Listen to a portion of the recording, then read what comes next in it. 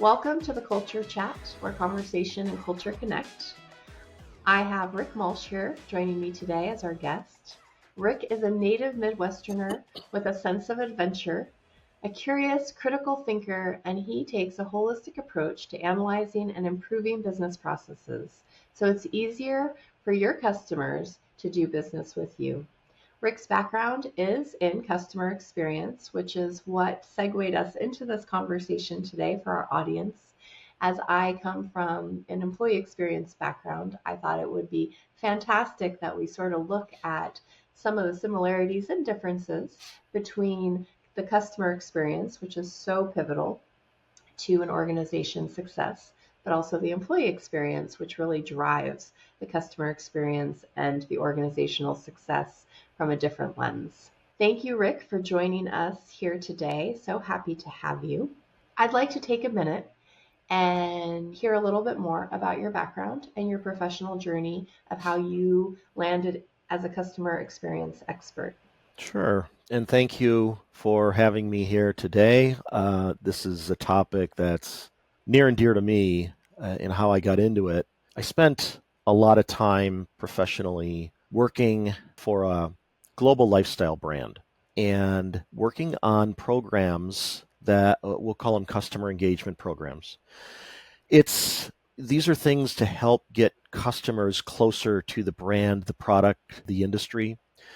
And through that work, various different pieces of it, I continue to evolve and develop this interest in the customer's experience and how organizations are delivering them, not just from the standpoint of customer engagement per se, because customer experience is really much larger than that. It's much more holistic.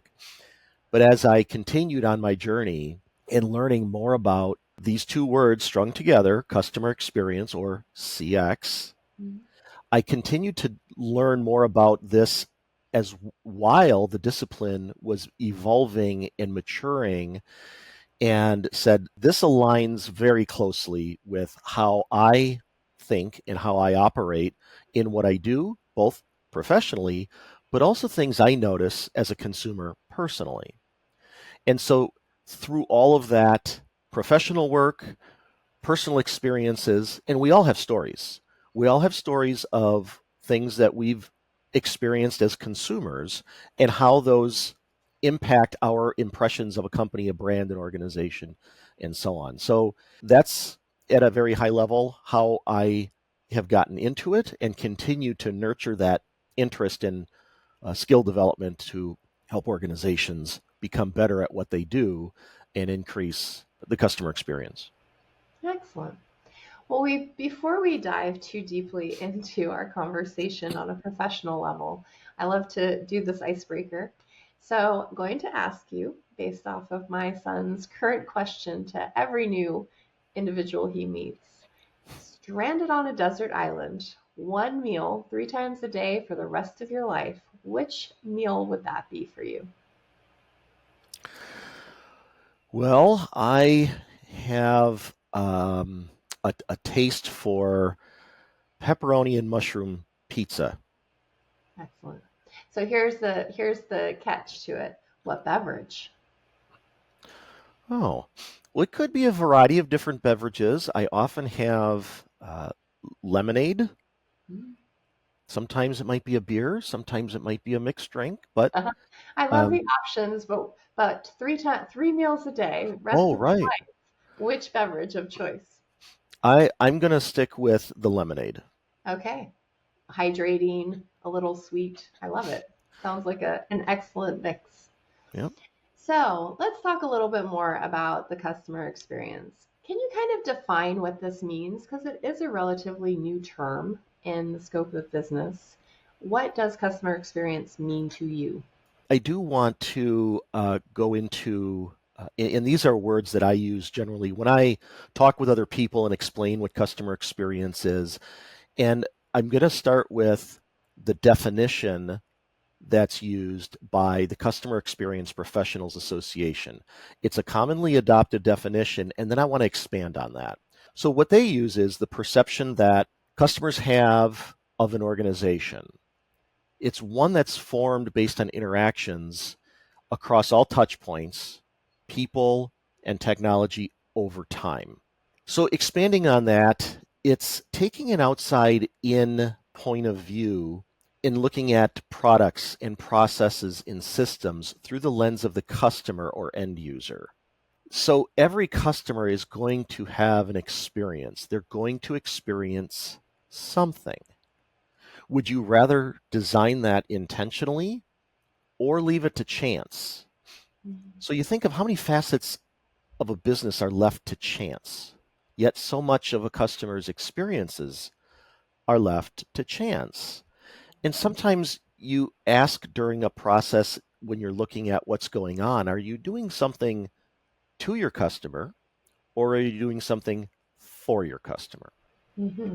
I love that because when you say that comment of how many facets of a business are left to chance, the truth is a lot of systems are put in place. Obviously, through scale and growth, there's learnings, but a lot of systems are put in place consciously with a clear design. And I do think that customer experience has sort of birthed from thinking more in that way by designing the experience for your customer, right? And in the same turn, I also think that culture and people, employee experience has been another facet that's been oftentimes left to chance, but has sort of birthed through thinking, what do your employees want to experience? And it kind of all circulated up sort of at the same time simultaneously to think more about the experience and not just about the product, the sales, maybe your finance systems, right? But a little bit more into the experience that you're giving your people, customers, and employees hand in hand. Would you agree with that? Yeah, certainly. They do go hand in hand, and putting efforts into one and not the other. I'm not a person who likes absolutes. I know we use them commonly in our vernacular, but so much of life is nuanced. And I'm not saying you can't create a great experience and ignore the employee experience, but it's harder to do. Mm-hmm. Those two really need to go together for you to reap the most reward, to provide the most value to the customer and get the most value from a customer. I do think the value is imperative. It also, because oftentimes the value of a customer is repeat customers, right? Where they come back time and time again because their experience has been positive. And I feel like it just fuels how your people are treated, will fuel whether or not people as customers feel like they want to come back and experience your business again and again and again. Since it's a newer space, and we know, of course, data is so intrinsic to what we do, how do you measure that customer experience? How do you put some metrics in place to decide if it's working, not working, or what you can improve upon? Well, there's a lot of different metrics you can use as guideposts to just to understand what's happening in the business. There's different types of metrics, and then there's the metrics themselves. So you have the types of metrics would be perception, interaction, outcome metrics. There's different types of data where there's experiential data, operational data, and the typical measurements that are used by the CX profession might be, I know there's different schools of thought and everyone has an opinion on them. Regardless, there's these are in common practice.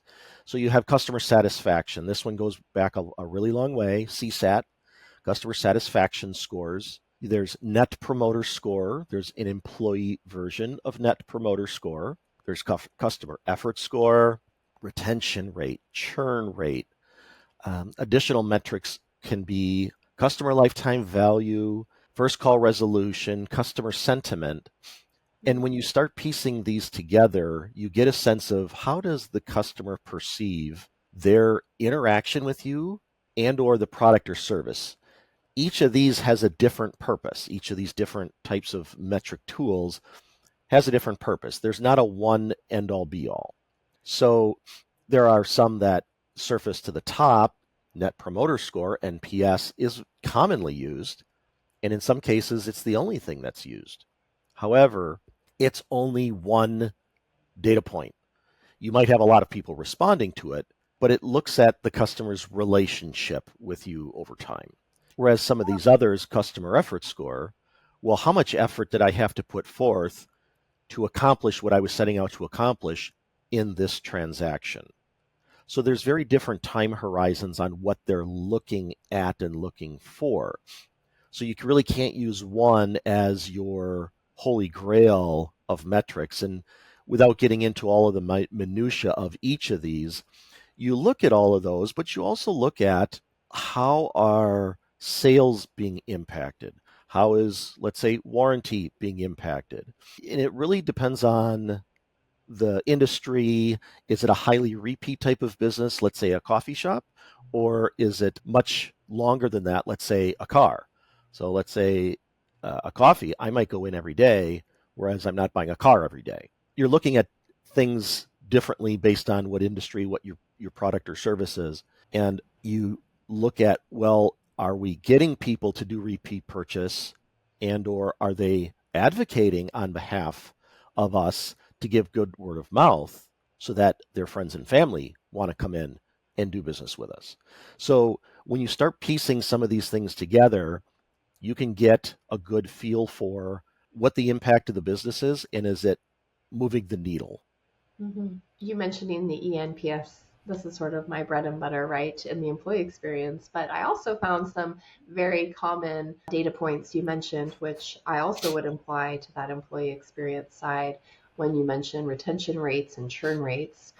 For a people side, we call that attrition. Yeah. So we're looking at tenure, attrition, the sentiment. You had a customer sentiment data point. I might use that as a sentiment analysis, right? What's the feedback? Oftentimes that's in more open-ended questions, less of a numbered scale, but more of what's actually being said in open-ended feedback, and then looking for common themes that can speak to the sentiment of the larger employee base. So again, there's this overlap, which I had never explored that deeply, of how people in general can be maybe connected with to understand that experience of your organization as a whole, your customers, employees, and how I would imagine, and I don't know if you know, but I would imagine that there's probably overlap. If I have an organization with a lower ENPS score, a higher attrition rate, some more room in the sentiment analysis for improvement, I would imagine it would probably directly tie to lower customer experience scores as well. Do you have any familiarity with looking at the connection between the two? Well, my familiarity is living it in different roles and different companies I've worked for, going from being a teenager and working in retail to working in a corporate environment. But while I was in the corporate environment, I was working with retail stores on what they were doing and how they were delivering things. But let's say you have a disgruntled employee. How do you think that interaction is going to go between the disgruntled employee and the customer? For whatever reason, they're disgruntled. That's a topic that's a whole nother discussion. But let's say they're unhappy in their work. It might be management by fear. There could be all kinds of dynamics going on. But bottom line is, they're not happy being there. And if I'm the unhappy employee and I'm interacting with the customer, I don't really have the energy or the motivation to really go out of my way or to make the customer happy. I might just do the bare minimum. And let's say in a retail establishment, customer goes into a store and they say, I'm looking for something. Where can I find it in your big store? And the employee just points over there because they don't want to make the effort, because they're disgruntled, they just got yelled at, they don't feel safe in their environment, whatever. Psychological safety, that kind of thing. So they're directly related. If I'm empowered and I'm happy and I'm energized about what I'm doing, that's going to translate into me interacting with customers. And whether it's in retail, a contact center, or really it's just about any environment where you have the value exchange. So they're going to have a direct relationship on each other. Yeah, I love that. And let's be honest, that story that you just shared, imaginary story. They're both, it's linked to profitability, right? I mean, a business's bottom line is going to be impacted based off of that customer experience and that employee experience that's fueling the customer experience. Well, let's take a look at some of these business impacts. Mm-hmm. So business impacts come from having better experiences versus worse. There's plenty of information out on the internet you can find about people are willing to pay more, and different studies will have different percentages, but there's no doubt about it. People are willing to pay more for a better experience. An easy one to explain on this is your coffee. If I'm going to go into the gas station, there's no cafe there. It's just you go up to the machine. Hopefully, you're going to get what button you pressed, whatever. That coffee is much less expensive than if I go to Starbucks. So if you look at that, the different tiers there, gas station, some other branded coffee shop, Dunkin' Donuts, what have you, you're going to continue to go up the price scale. So people are willing to pay for a higher price for that cup of coffee because the environment they're going into, the way the staff is dressed, the way the staff are trained to interact with you. You know, you get greeted when you go in most of the time. It's those kinds of things. So those business impacts are going to result in increased retention or return. I like going in there because I get treated this way. Increased loyalty, customer lifetime value, customer or brand value, customer engagement, and even advocacy. Advocacy is that word of mouth. And if I've had such a good experience, I'm much more likely to tell friends and family that, hey, you guys got to, I'm going to stick up for this brand. You guys got to go check them out. Or vice versa. If I had a bad experience, and I have with many companies I've done business with, I might, if the topic comes up, I might say, yeah, don't do business with them because it's going to be incredibly difficult if you want to cancel your subscription or whatever. They make it painful or whatever the case may be. I love back to your coffee analogy. I won't dive into brands, but it does make me think of customization, right? The experience of having as a customer, and I would imagine there's a back end experience on the employee side that also is a met need there. But I think of the button in the gas station, I press it, and well, what choices do I get? I don't get any choices. I get decaf, regular, milk, not milk, right? I mean, it's very limited. Whereas in the more customized experience, I can say 2 pumps of sugar-free syrup, half pump of this, whole milk, 2% milk, oat milk, right? And all of this specialized experience that meets my needs exactly where I am. And I think from a customer standpoint, what it's proven time and time again, year over year, is that people are willing to pay for that experience Mm-hmm. when it's offered, and not just pay for it, but as you said, advocate. Oh, you haven't tried this yet? You really should go check it out, and become like die hard, right? I mean, that's what I would call it, like committed customers, repeat customers over and over again. And I wonder when I ask myself this in a current volatile market where the employee experience, candidate experience isn't necessarily given top priority, I wonder to myself, one of the key measurements that I always used was that word of mouth. How many of the employees would recommend this organization as a place they would share with their network to come and work at or apply to, right? It's the Mm-hmm. same word of mouth, it's the same advocacy. I wonder in some of this volatility we're experiencing, what would it be like if we offered our employees, our candidates, our workers the same experience that you might get at the customized coffee shop of here, we have this, we can offer you this, this is what it looks like, this is your journey, this is going to be your experience, and how different that might be in what's happening right now. Yeah, there's a lot to that, and it does have a positive impact on the employees, especially when you have that recruiting and onboarding process, because it sets the stage, the tone of for the incoming person. It'll give this impression of what's that future going to look like? If my experience during the candidacy and then the onboarding was remarkable, and it doesn't have to be a lot. I'm not saying you need to put on a ticker tape parade in New York City. What I'm saying is being intentional in how you go through these processes and have it somewhat scripted.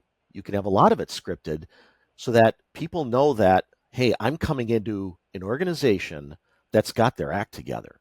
And if it doesn't happen, what kind of impression are they going to have in their mind when, let's say, the candidacy process had you running in circles, 10, 15 different interviews, some of them with the same people? You're wondering, okay, can they make a decision or what's happening? And then they go through the onboarding process and there isn't one.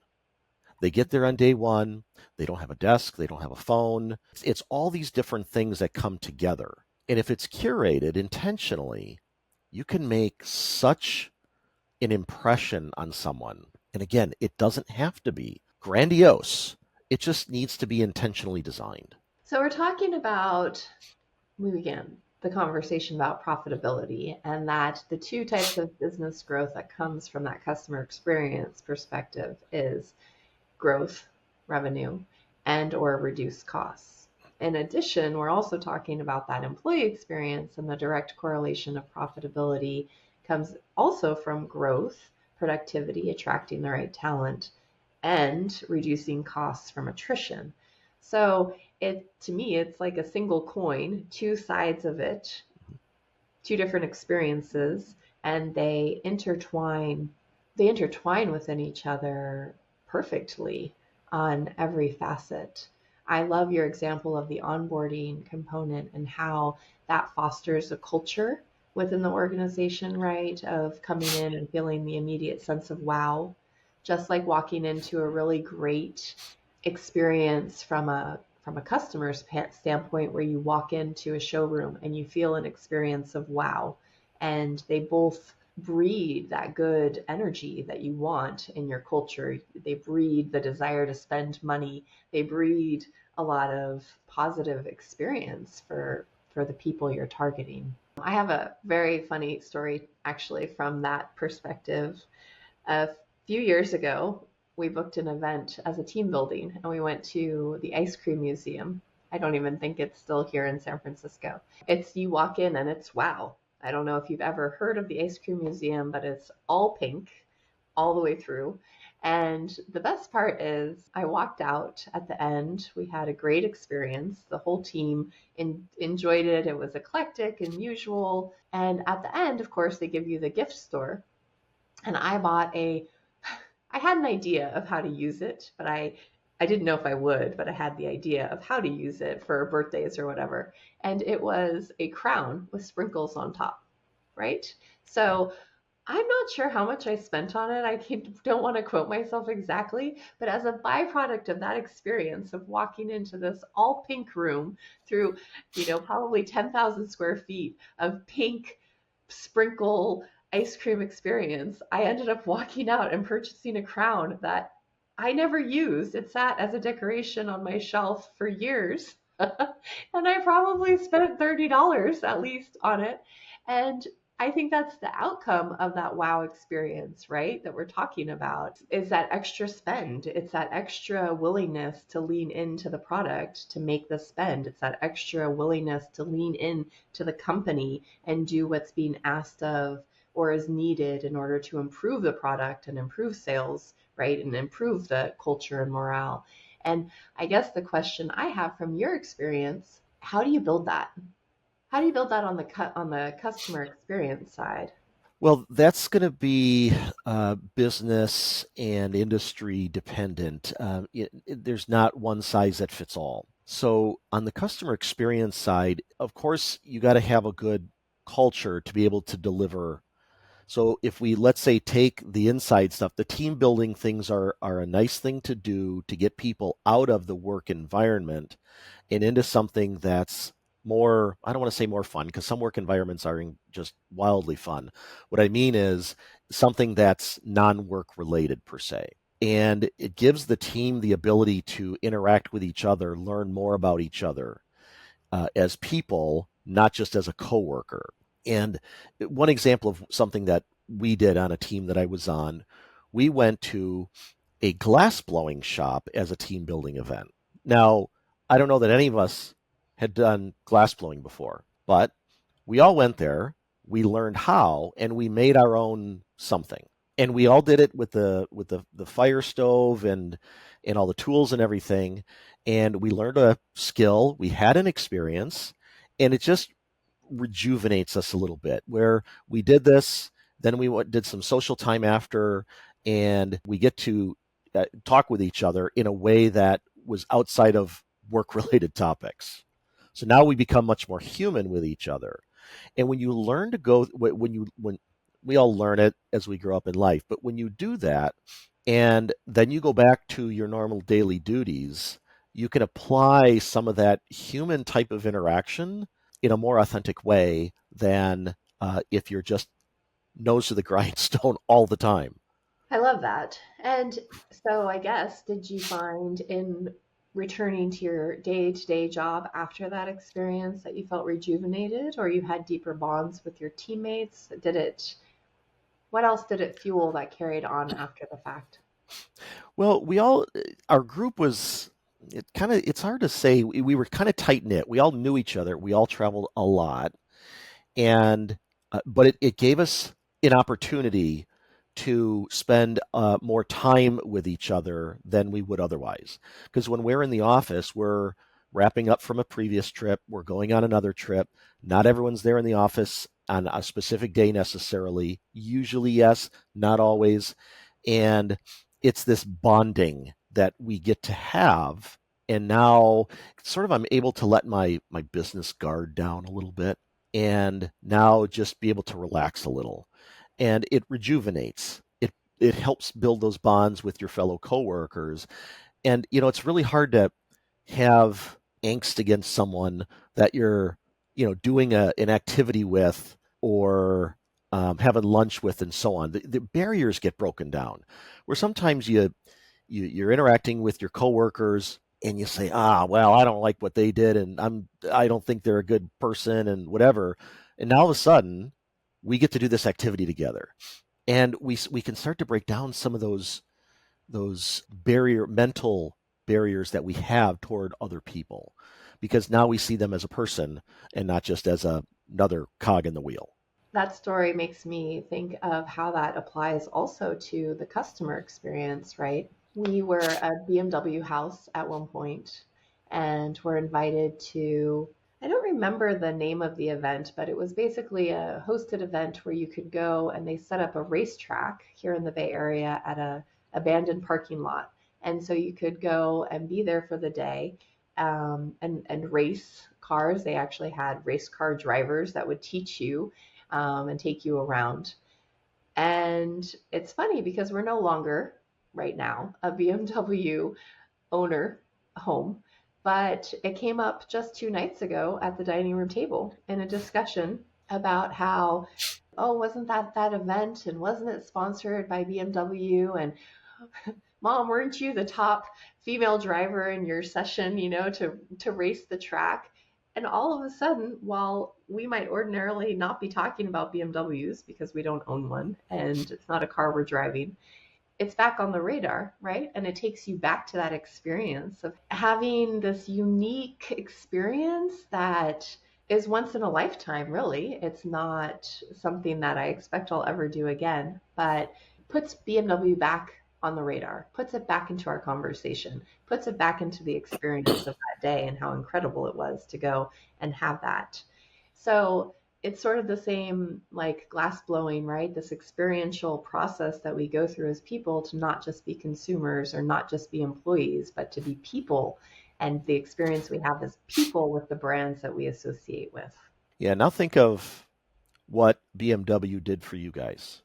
So so they're providing an experiential activity. Now, this isn't a one-off, it is one-off essentially, but this isn't just a transaction like you're going into the dollar store. You're going to be there for a period of time. So they're creating this experiential activity for you to participate in that happens to be with, let's say, other people. You get stories now you can tell, and so on. So you've got different aspects of. So BMW might be building this into their overarching plan of how are we going to deliver all this to customers. Now, I know a guy who ordered a BMW, flew to Germany, got to tour the factory, and when his car was done being manufactured, he took delivery of it right there. So he could see his car being built. So it's now you're getting closer into things. We're expanding beyond just, the ultimate driving machine and a transaction that might happen at a dealership. And now we're immersing you into the brand and the processes that brand goes through to deliver that ultimate driving machine. And you bring up a great point because that's what the event was called, the Ultimate Driving Experience. Now I remember. So they had a whole, like you said, a whole branding component in play that obviously benefited your friend, benefited us as a family. Now we're having a conversation, putting BMW on this pedestal of an experience for clients and customers. And I think that this is a component which many organizations miss out on or aren't thinking about for the employee experience, which is that same branding that attracts us to those consumer brands are the same aspects that it can attract the talent that you want to be in the organization or retain it. It doesn't mean, and I think you can speak to this fully, it doesn't mean that a great marketing campaign of the ultimate machine, the ultimate driving experience is going to be enough to keep all families as BMW driving families. Like it's not enough there. And just like it's not enough to have a good campaign to attract candidates that you're going to keep your employees and retain your top talent that you want to. A campaign's not enough. It has to have legs built on with underneath the layers of the campaign. But the marketing campaign can go a long way to fuel that targeted outcome that you have. Yeah, and there's brands and companies out there that they don't have the resources to pull something like that off. Sometimes they're not on brand. They're not necessarily appropriate for the product or service to do something like that. Now, BMW has an opportunity just because of the nature of the product. But other ones, you find what's appropriate for your product, your service, your brand, and find ways to get people energized by it. And the more commoditized a product or service, the more CX will act as a differentiator. Okay. And the more that there's a monopoly, the less, let's say, incentive or motivation there is for the company, the brand, or the industry to make investments in the customer experience. And when I say that, I'm going to make that direct connection with employee experience. So I'm talking from a CX standpoint, but the two are interlinked. They to have one without the other, like I said earlier, it's going to be hard to make headway and get advocates for your brand and increase retention and things like that. But it's not impossible, but it's much harder. So let's say like the airline industry, if I want to go from New York to LA, well, am I going to take a bus? Am I going to take the train? Well, I don't have a week to do that. So I'm going to endure the treatment I get by going through the entire air travel ecosystem. And it's not just the airline, but it's the security, it's the parking, it's all of that. It's that totality of a customer's interactions. And so what's their incentive to do better? Because you could say, hey, all right, what do you got? What are you going to do? What else are you going to do? Take a bus? So we put up with it in a way. Now there are airlines that stand out, and I'm gonna tell a story here that's going to directly link the employee experience because you can tell that they're having fun. Is that Southwest Airlines, and you can find a video on this on YouTube. Think of one of the things if you've traveled at all, you know that before you take off, there is always a safety briefing, even if the pilots do it because you have a puddle jumper. You will get a safety briefing. Probably one of the most boring, mundane, scripted things. However, that video of the Southwest Airlines team making it a show. So you can tell that they feel confident, they feel safe, and they're having fun. If they're not having fun, it's hard to tell based on the expression on the face. So you have the team, the person in the front giving you the verbal, and then the other two down the aisle that are giving you the visuals and the mask thing. And so this guy is making the putting on the mask and the other activities a show that had everyone's attention, had people laughing. And if it didn't put a smile on your face, I'm going to be a little concerned about you, because he made it funny. Something as dull and mundane and scripted as an airline safety briefing, and he made a show out of it that was fun and funny. So you could And tell he was having a good experience as an employee. right. And isn't that inspirational from a passenger's perspective to want to go and experience it again and again because it's always different? I've flown Southwest, lots of different flight attendants, never the same story, never the same way that they present that information to the passenger, right? It's done differently every time because they're given the freedom to bring their unique perspective, their unique experience and connection to their passengers on that flight. And it's an, again, it inspires repeat consumer outcomes. Right. I love this conversation, and we are coming to time. So let's just close with the customer experience, employee experience continuum. I think we've laid out the link, right? It is intertwined. From that customer experience expertise that you have, how do you encourage our listeners, be it leaders, sales leaders, HR leaders, how would you encourage them to take this path into consideration, and what could they do as maybe being an army of one that they could then put in motion in their own organizations? Well, you have to look at where you are maturity-wise in CX and your EX. You can't boil the ocean, at least not on day one. So start looking for opportunities based on the resources that you have available to elevate both. Like I said earlier, the employee experience for the recruiting and the onboarding. You don't need to spend a lot of money here. A lot of these things boil down to behaviors of people. And you've heard the adage, hire for attitude, train for skill. And there's a lot that rings true here with that, where if you hire someone that has the right perspective on it, the outside in perspective, meaning you're looking at it through the lens of not you on the inside of the company, but from the outside, okay? And if you can elevate and intentionally curate some of these processes that can close gaps, remove points of friction and pain, and so on, then you can start to make headway in this. So look at different parts of the organization. Where do you you have unnecessary pain and friction, you have gaps in something. There's something I say to a lot of people is you can look at it two different ways. Either eat your own dog food or drink your own champagne, whatever works for you.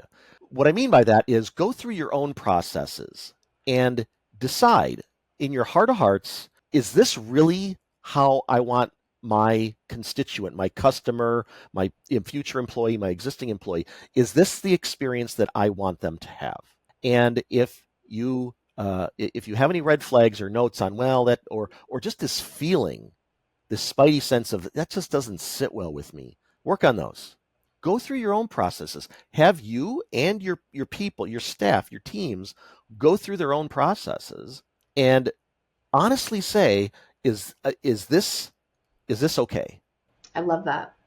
And what I love about that is you live the experience yourself and evaluate it from an outside perspective to really consider, is it working or is it not? Because as we've already established, both of those facets tie back to increased productivity, increased market share and growth, increased dollars, increase the bottom line, right? So you're going to benefit by taking those small steps. Like you said, you don't have to boil the ocean, but taking those small steps to really improve the experience inside and out of the organization. Rick, Thank you so much for joining me today on the Culture Chat, where culture and conversation connect. I've appreciated all of your insights and learnings and sharing in the overlap of customer experience and employee experience and how they both benefit an organization. So thank you for your time.